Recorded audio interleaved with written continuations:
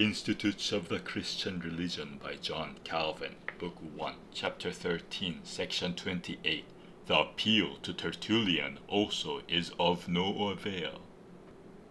Not a whit more truthfully do they adopt Tertullian as their advocate, for even if he is sometimes rough and thorny in his mode of speech, yet he not ambiguously hands on the sum of the doctrine that we defend.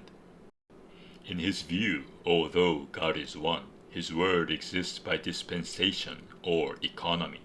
God is one in unity of substance, and nonetheless the unity is disposed into a trinity by the mystery of dispensation.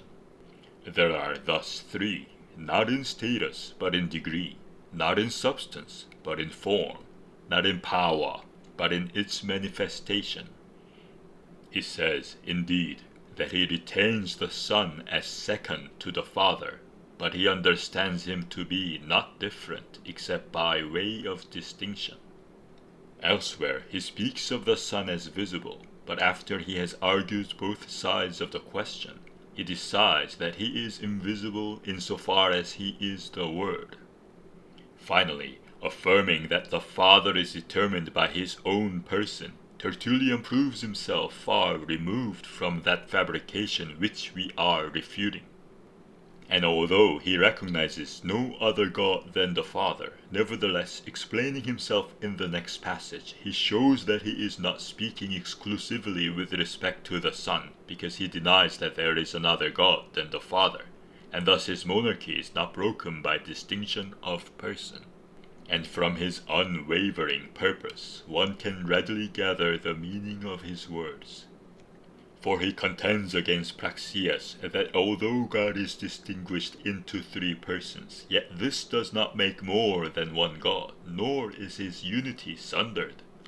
And because, according to Praxeas' fabrication, Christ could not be God without being the same as the Father, he therefore toils mightily over this distinction. That he indeed calls the Word and the Spirit a portion of the whole, even though it is a hard saying, is yet excusable, seeing that it is not applied to substance, but merely marks the disposition and economy that has to do with the persons alone, as Tertullian himself testifies.